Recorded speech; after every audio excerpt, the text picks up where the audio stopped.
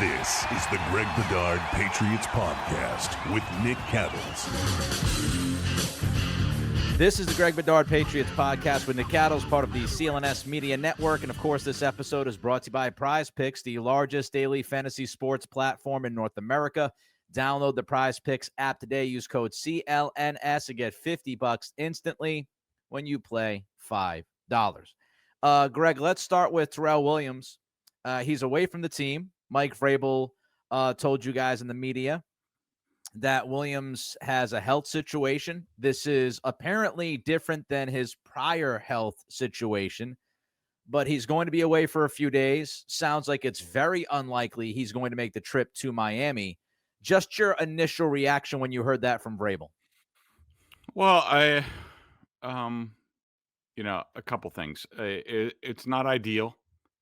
He is the defensive coordinator. There's a reason Mike Vrabel named him defensive coordinator. So not to have him and have to change streams to likely, Zach Kerr or possibly Vrabel is, not ideal because, you have people in their roles and now you're shifting roles after 1 week. And there's also the continuity for the players in terms of, who's calling the plays, who's the final say, all that stuff. On the other side of the coin, this is not the first time they've been without Terrell Williams. They were without him all offseason, and Zach Kerr has been practicing calling plays, at least in a practice setting. So if any team can sort of handle it, it's the Patriots. But again, it's not ideal as you're trying to build a program, build an identity, and all that stuff. I know a lot of people, their initial reaction is, let's just have Vrabel call the plays. I love the idea of having Vrabel the CEO, keeping his eye on all three phases. How much, Greg, would you want Vrabel involved on that side of the football on Sunday? Well, I definitely want him involved. I mean, but as a head coach, and I agree with you. I want him. The reason you want Mike Vrabel as your head coach, the reason that you have a lot of optimism about him heading this program is his ability to affect the team in every single area. And, we heard Jeremy Springer talk about how like Mike Vrabel could coach special teams if he needed to. We know he can coach defense. His experience with the Browns, with the offensive line and tight ends last year, plus with the amount of time he spent with the offense in training camp and in the preseason, I'm sure that he could coach a lot of this offense at this point. And so I really want him. And I was watching him on the sideline during the game last week. He was getting involved all over the place. You would see him with the defense at times after drives.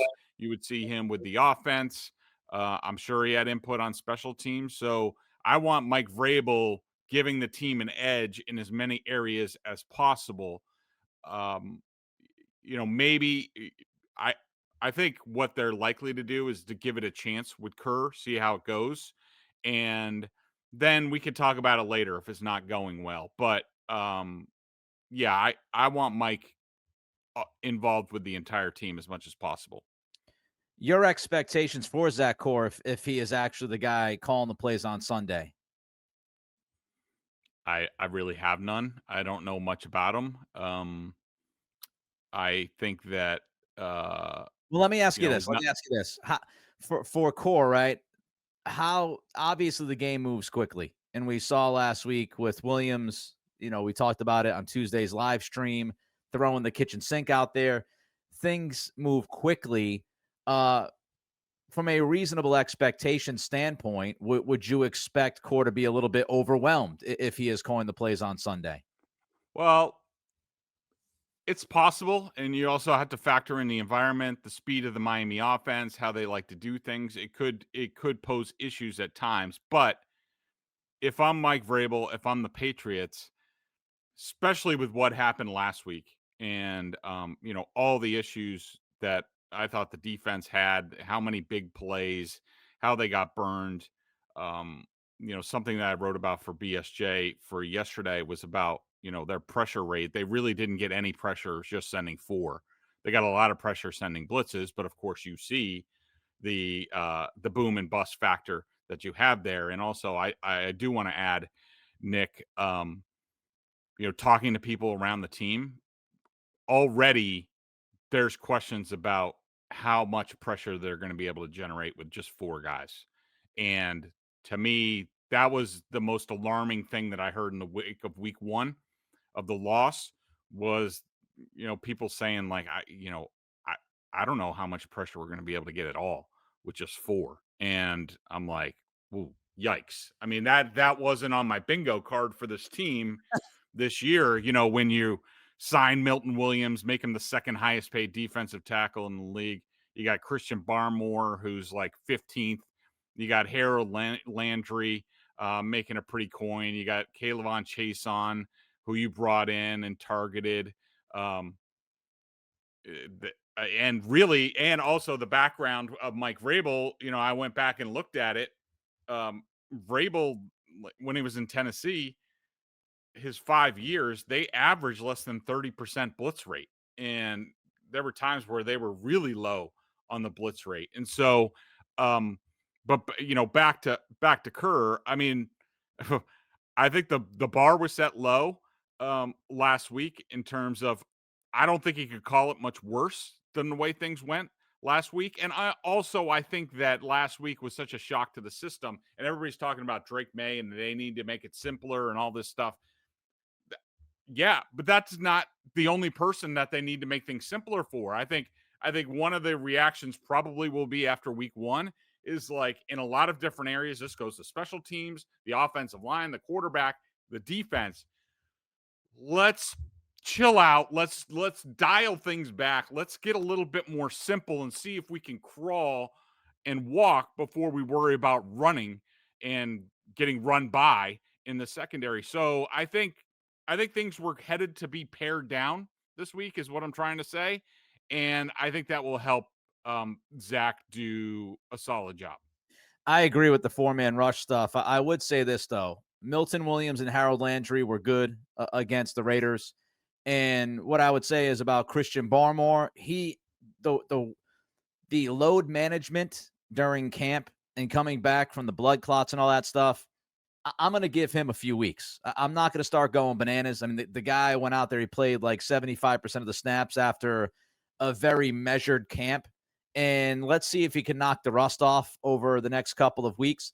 And Chason was going against Colton Miller, who's a pretty good left tackle. He's not a great left tackle, but he's a pretty good left tackle. So let's see what happens if Chason doesn't have as tough of a matchup. Barmore knocks some of that rust off.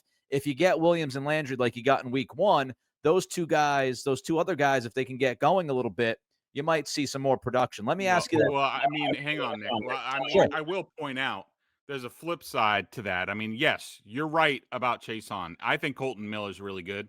I think he's back healthy and all that. It's week 1. I really like him. I've always liked him as a player. So, yes, that could be a factor. Now, on the other side, Harold Landry, 8 going up against DJ Glaze, who he had the better matchup. So, not that he's going to have a harder matchup this week. The Dolphins' whole right guard, right tackle, they're all out. They're gonna be bringing in new guys to play that spot. But I will point out, you could say Milton Williams was good, but 46% of his pressure came with the blitz. He only brought pressure 6% of the time without the blitz. Barmore was the same way. Most of those guys were on that defense where, the pressure rate that they got was almost 65% with the blitz. Without the blitz, it was 23%. But I will say, I think the Raiders their offensive line, I think, is pretty solid. I think it's better than people gave them credit for. And the Dolphins will be probably a lot shakier. So, this is a big test for them and their 4-man line. And I think to bring it back to the DC, I think it'll make things a little bit simpler for Zach Kerr. I'll take your context and add context because I'm the king of context. I'm not saying Harold Landry is going to get 8 pressures and 2.5 sacks every week. Okay. That's let's not jump to the crazy levels. If he can give you, I don't know, 70% of what he gave you on Sunday, and when he's feasting on a matchup, I think you're in good shape. As far as the 4 pass rushers, again, I agree with you, but let's add context. Taylor Kyles, who does a really good job for CLNS, just posted this. The pressure, they got 4 pressures on 22 non-blitzes. However, 12 of those 22 snaps had 6+ blockers for the Raiders. So you're going 4 against 6, maybe even more than that. So I do think we have to think about that. 11 of the plays were quick throws, just get it out of Geno's hands. So you also have to give some credit to Chip Kelly. 8 were play action. So you do have to also look at play call and how many blockers were in when you're going 4 rushers. That stuff matters as well. Let me just ask you, Nick, hang on. Let me rebut. That's good. That's good excuse making for the Patriots. But let me also say this. Internally, I'm telling you, they are questioning. I have literally, I can read you the text. Literally, they are saying, I'm not sure whether we're going to be able to get pressure with just 4 ever. That's what they're saying. Right. Okay. So right. I'm not sure isn't a guarantee, right? So I don't think any of us are sure. And of course not. I get what you're saying, right? It just feels like this right now. You want to poke holes and say, well, what this might not work, and I'm saying, well, it might work. The facts are we don't know if it's going to work. I don't say that. I don't think they're excuses. They're reasons. When you look at the play calling, if you have 4 pass rushers going against 6+ blockers, not many That's teams. That's the NFL. That's every week. What do you think? It's 4 against 5 every time you rush 4? No, of course not. Of course not. But you're not going to get home, especially when you have somebody like, again, when you have somebody on the left side like Colton Miller, who's going to do a really good job against Chase on. I mean, you're pretty much looking at a 3 versus 6 or more option here. And I'm not saying that's not every single snap of the 4 rushers, but when you have, let's put it this way, if the Patriots had 6 blockers and they were getting consistently beat by 4 guys, you'd lose your shit. So we have to just look at this reasonably and measure it out.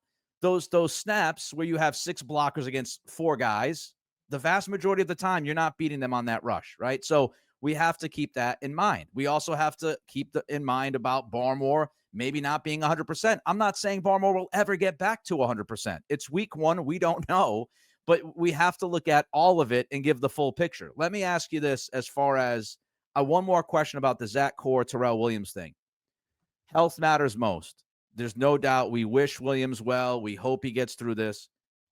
But for the team's sake, Greg, at some point, do you feel like they've got to make a decision here and say, you know what, Terrell, maybe it's just best that you kind of focus on the health this year.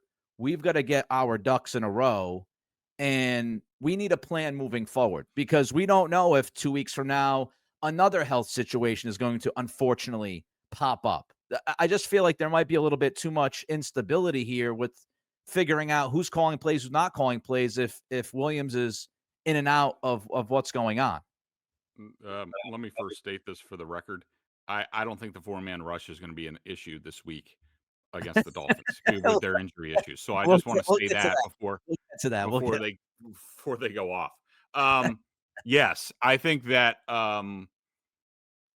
and it seems like it's heading in this direction because Mike said, he needs a couple days or whatnot, and probably that includes talking to a couple more specialists and stuff like that. But basically, once they get all the medical information and there's some sort of plan, if there needs to be a plan for Terrell as far as his health goes, then I think at that point in time, Mike needs to make a decision that if depending on the percentages on how many issues Terrell is going to could have the rest of the season, if there's a high chance that he may have another issue later on in the season at some point, then I think that they need to be like, okay, for this year, let's take a step back. You're going to consult, you're going to be at home, you're going to be on Zoom, something along those lines. But once they get all the medical information,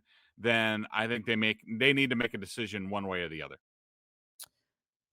Let's look at the injury report because it's tied together here with the defense. We're recording this early afternoon on Thursday, so we don't know much what's coming up over the next few hours here. But Christian Gonzalez not practicing yesterday. Harold Landry also out. Morgan Moses was also did not practice. First, Gonzalez, unlikely he's back this week. Second, Landry, Moses, is this legitimate, or could this be them managing the veterans? Yeah. I would say Christian Gonzalez looks unlikely, that he couldn't even get out there in a uniform and jog around a little bit, start to get involved. Doesn't look good that he's going to go down to Miami in 120-degree heat and chase Tyreek and Jalen Waddle It's a great point. around.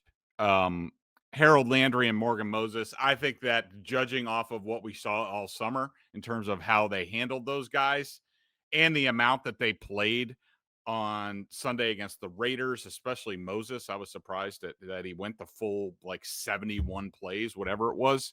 I think that's just veteran rest. And I think that's something that we're going to see. Interesting that the Patriots, I think it's for the first, I forget what it is, 11 weeks, you can have a padded practice once a week. They did not do that yesterday. I would doubt that they're going to do it today. And Mike chose not to do that. I think this is part of his plan to, keep these guys as fresh as possible. All right, Greg, tell the fine people about Prizepicks. Prizepicks is the best place to turn your sports knowledge into cash. With millions of members, Prizepicks has made daily fantasy sports accessible to all. You just pick more or less on at least 2 players for a shot to win up to 2,000 times your cash. Run your game all season long on Prizepicks.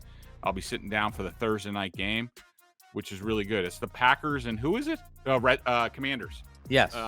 That should be a fun game to get involved in and make your picks. I'll be on there doing that. You should too. On Prizepicks, you can mix and match player projections from different sports, combine your favorite basketball players with players from baseball, hockey, esports, and much more. Prizepicks invented the flex play, which means you can still cash out if your lineup isn't perfect. You can double your money even if one of your picks doesn't hit. Prizepicks also offers weekly promotions that can lead to big payouts like Taco Tuesday. Each Tuesday, Prizepicks discounts select players, projections up to 25% to provide even more value for your lineups. Download the app today. Use code CLNS to get $50 instantly after you play your first $5 lineup. Again, that's code CLNS to get $50 instantly after you play your first $5 lineup. Prizepicks, run your game. And of course, for those listening, we ask that you subscribe to the podcast, like, and leave a review. For those watching the show on CLNS, go ahead, hit that like button and subscribe to the Patriots Press Pass YouTube channel, where you can find our show and a lot of other great Patriots content. Also, please make sure to turn on your notifications so you know the instant a new video drops. And also check out the big boy and Mike Giardi at Boston Sports Journal. $50 for the year as they tag team the Patriots with the film and all the best sources around. Greg will continually tell you about how the 4-man rush can't get home, according to his sources, for the next few weeks, I'm sure. And about how the Patriots will eventually run to the right. I heard about that. I heard some of the conversation this week about that. All right. Let's look at this Dolphins team now. You watched Colts Dolphins. I watched Colts Dolphins. My question to you to start is a pretty easy one. Is Miami cooked yet? I do not think so. Now, their injury situation is pretty rough, both on the offensive line, in the secondary. They had a defensive lineman, Benito Jones, go down in that game. So, I don't know. And I didn't watch it all the way through. I basically watched it, until it was, kind of over to his last turnover. I don't think they're cooked. Now, I have no idea about their internal dynamics and what's going on with Tyreek and what's going on with Mike McDaniels. I watched his press conference the other day. He sounded weird. He like, I don't know if it's the pressure. He was not happy-go-lucky. I don't know what it is.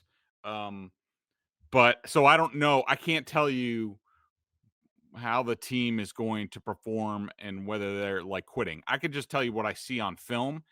And I did not think it was as bad as the final score indicated. To me, it was more likely, they had some really horrific plays that really hurt them. They were on the road. Colts fans jazzed up. It was the first home game since Jim Irsay died. There was that stuff going on. I will say, and I don't think much of Daniel Jones, so it might not matter, but on film, that Colts team is pretty damn good. They have a lot of talent on that team. Their offensive line is awesome. Their defensive line is awesome. They added Tyler Warren in the passing game, even though he wasn't quite as fast as I thought he was. Like, if people think he's Brock Bowers, he is not Brock Bowers. No, I mean, no. now he might be a better all-around tight end than Brock Bowers, but in terms of just a weapon in the pass game, it's Bowers and then everybody else. So I really, and they have the new defensive coordinator, Lou Anarumo, from who used to be with the Bengals. He dialed up. I came away out of that game more impressed with the Colts than anything. Than holy cow, look at the Dolphins. They're horrendous. The Dolphins hit some plays, and look, the turnovers that put them in a hole. The first one was Tua airmailed an open Tyreek Hill, and there was a little bit of pressure, Buckner in his face, big, tall guy. I get it. It was a little high. The play was there. Then he got blindsided from behind when the running back couldn't reach the corner blitzer. He also had the interception was the guy was open. Latu, the Colts defensive end,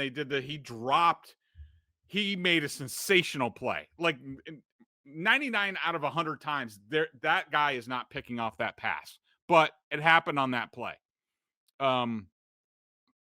So I'm saying this because I don't know. I sort of came out of it and I was like, airmail to pass for an interception, blindsided at some point. The other team made a really good play. It seemed like a typical Drake May game to me, and it turned into disaster for the Dolphins. I thought they hit some things in the run game. There were guys open in the pass game. You got, Waddle is still good. Tyreek, we'll see. They got a couple of guys named Washington who had some speed to what's going on. I thought Patrick Paul, the left tackle, played well. Their defensive line is still very formidable. I just think the Colts offensive line is better. I think the Dolphins defensive line wins this matchup against the Patriots. So, yeah, the Dolphins are not cooked. And if the Patriots don't play well, they could very easily lose this game. I have not been big on Tua from day one. Just have not been a huge Tua guy. And I would kind of look at his Sunday differently than you did. I thought he was pretty atrocious in the first half. I thought he looked unsure. I thought the first pick, no doubt, was a sail throw. Missed Tyreek Hill by about 5 feet too high.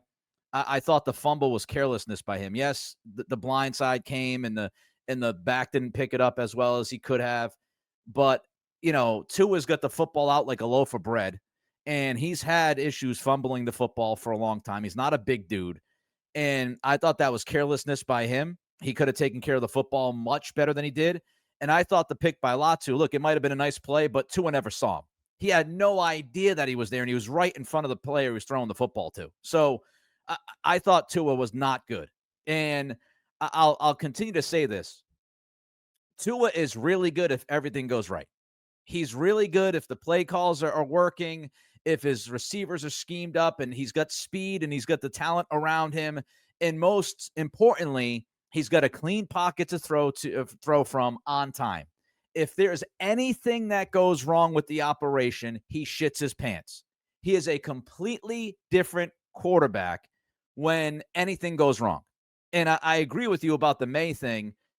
There's that jitteriness, if that's a word, from Tua when things around him aren't, are kind of crumbling a little bit. He gets, again, unsure. Sometimes he turtles. Sometimes he throws the ball up for grabs. I thought there were another 2 or 3 throws against the Colts that could have been picked. He threw it in traffic a couple times. He threw one right over the middle into a double team that the Colts dropped. I mean, I thought he was bad. I thought he was mostly bad on Sunday.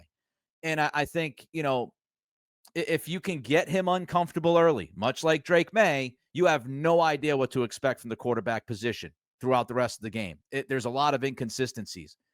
How would you, if you're Zach Core, if you're Mike Vrabel, Greg, how do you attack this offense? Well, first of all, I'm only sending 4 until I don't need to. I need more guys in coverage against this team because the speed is still a real factor. I do fear A-Chain. He broke off a couple of pretty good runs, so you're going to have integrity with the defensive line, especially the linebackers need to be better against the run than they were last week. How would I attack them? I mean, you flood the middle of the field and you make Tua beat you to the outside and Yeah. deep.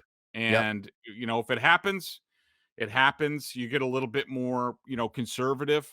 Be interesting to see, Christian Ellis. I wasn't sure if he was benched or an injury because Jack Gibbons came on late in that game. He's on the injury. He's on the injury report with a shoulder injury. Christian Ellis, of course, he wasn't very good in that game. I think that, could we see Marte Mapu involved a little bit more, possibly, more 3 safeties? It's possible. But yeah, really, what you want to do is you want to generate pressure with 4 and you want to flood the middle of the field because they run a lot of concepts, high lows, all that stuff towards the middle of the field, and they don't really worry about the edges that much. And Tua, with his lack of arm strength, he has a tougher time getting it out there. Yeah, I don't want people to misconstrue my rant about Tua to think like he's incapable of playing well. That's not my point. Obviously, he's 7-0 against the Patriots. I'm sure people are screaming at me. He's 7-0 against the Patriots. My point is he needs things around him to be working almost perfectly.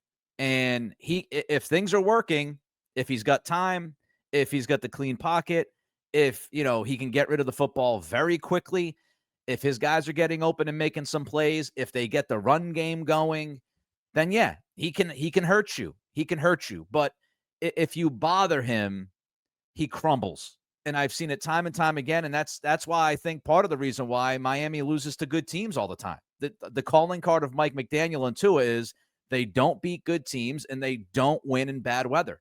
They do not face adversity well. If the weather's great and things are clicking and guys are open and Tua's got time, then yes, it can be a show.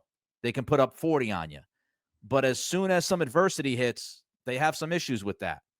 All right, we're going to jump to, of course, the Dolphins defense and what the Patriots might be able to do. But first, Greg wants to tell you about Gametime.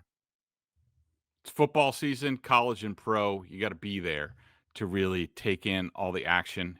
I know you like being at home, but trust me, there's nothing like being there at the game. To do that, you got to get the Gametime app. It gives the advantage back to the fans. It's the hack for unlocking amazing tickets and experiences in a few taps.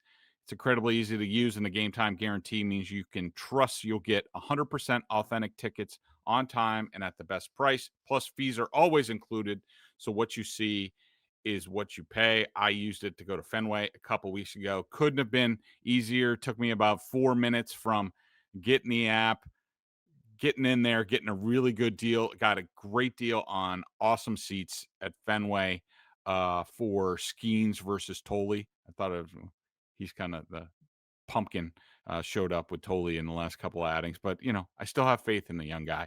And I was checking out that if you want to get Steelers Patriots tickets for when they're back home, Aaron Rodgers and all those guys, you better get in now because right now I think the tickets are you can get in for about $220 or so because the Yinzers are coming. They always do. Yeah, I bet you there's going to be a lot of them at that game. Gametime has zone deals. Save even more when you choose a section and let the Gametime choose the seats. Snag new ticket deals before anyone finds out by following your favorite teams in the Gametime app to receive alerts. Seat views, they get a panoramic view from your seat in the app before you buy. Take the guesswork out of buying tickets with Gametime picks. Download the Gametime app, create an account, use code CLNS for $20 off your first purchase. Terms apply. Again, create an account and redeem code CLNS for $20 off. Swipe, tap, ticket, go. Download the Gametime app today. And, of course, the return of Jabril Peppers week 3 with the Steelers. Oh, yeah. We'll move to the defense, but first, an important note, the Dolphins defense. Today, of course, is September 11th, and Greg and I obviously thinking of those who were lost in a tragic moment in our country's history, just brutal. One of those moments we always remember where we were when it happened. I certainly do. But Boston's joining the 9/11 Memorial and Museum's tribute in light, born in New York, as twin blue beams over Lower Manhattan. And at dusk, landmarks across Boston and Cambridge will glow blue, from City Hall, Fenway Park, Prudential Towers, Aiken Bridge, other places. The tribute, now in its second year, was spearheaded by our friends at Gupta Media in Boston. So take a minute to step outside, look up, and remember the lives lost on this day and all who were forever changed. Boston, of course, all of us remember. All right, let's get back to the Dolphins matchup here, Greg. Defensively, what'd you see from Miami? The good, if there were any good things, and the bad that you saw. So there wasn't a lot of good. Again, I'm going to attribute that mostly because I think the Colts are pretty good, especially on their offensive line. They got a lot of dudes up there. They're big, they're physical, and they won their matchup. But this, to me, the Dolphins, their defensive line has to win the game. They're good. They have a lot of talent up front, and I know the Patriots internally are, a little bit afraid, or at least they know this is a really good test for this offensive line to see where they are. Can they make the corrections from week 1? Can they run the ball at all? Can they get any push there? All that stuff. But, they are really talented. From, Kenneth Grant was a first round pick this year. Jordan Phillips, a later round pick, has some talent. Zach Zeiler, love that guy. He is a pain in the ass on the defensive interior. Great player. You got Jalen Phillips, Chop Robinson. You got old friend Matthew Judon backing up Bradley Chubb. Those guys. So Chubb and Judon will see a lot of Will Campbell in this matchup. Jalen Phillips and Chop Robinson will be over Morgan Moses in this game. Most of the time, they move around a little bit. So the defensive line is really good. To me, most of this game is going to come down to the Miami defensive line against the Patriots offensive line. I'm not crazy about their linebackers. They're fast but small. You got Jordan Brooks, Tyrell Dodson, smaller guys, quicker guys who have been around, but not the most disciplined guys. I think they, play action. If the Patriots can get to that, and Drake, make a real play fake once in a while. Hold the ball. Get the ball into his gut. Please. Trust me. Guys will be wide, buck open as soon as you do that. Please, man. You're killing me, man. The secondary is a crap show. First of all, Minkah Fitzpatrick is not as good as he used to be. Not even close. Melifonwu is just a guy. You have Jack Jones, old friend Jack Jones, at one cornerback. And we know he can jump for a pick six. He can also get burned for an 80-yard touchdown. He is boom and bust on the outside. Storm Duck is hurt. It was one of their few holdovers that's not hurt. They had to put Rasul Douglas out there. He used to be with the Bills. People will remember him. He stinks. Jason Marshall, the nickelback, he stinks. Like, these guys, they kept, even when they were playing zone, like they were getting out of position and like guys are like wide open on the sideline. They are in rough shape in the back end. And so I might be riding. I made not a great decision last week to go with Drake May as my fantasy quarterback. I might this week again, just to show you I have faith in Drake. But it's going to be, can they get the run game going? Can they block the defensive line of the Dolphins? Because if they do those things, there should be the opportunities for big plays all over the place. We're going to get to Greg's pick in a minute, but don't forget to download the Prizepicks app today. Use code CLNS, get $50 instantly when you play $5. All right, a little bit of a change up here. I'm going to hold off on my prediction. I'm going to give my prediction during Lockdown Patriots. my Locked On Patriots preview. If you want my prediction, you can check it out over there. That's right. But I am going to get Greg's, obviously, every single week. By the way, I was wrong last week. I started 0-1. Greg, I believe, was correct. He's 1-0. So you have that. So Miami is -1.5. We always say this, but when the home team is favored by less than 3, that means Vegas actually thinks the road team is the favorite because you usually get 3 points at home immediately. But Miami is the -1.5 point favorite here. The over-under is 43.5, Greg. I will tell you this. I won't give you my prediction, but I've had a really tough time with this game. Yeah. Because, looking at it, it's like, okay, each quarterback can kind of crumble and make mistakes, and the game changes like that. I do think a decent portion of last week's game in Indy was the turnovers. It started to go downhill, and the momentum went Indianapolis's way, and it was like, now you're calling the game differently because you're down by a bunch. And Miami's red zone defense wasn't terrible, by the way. If it was worse, then they might have got shellacked even more than they did.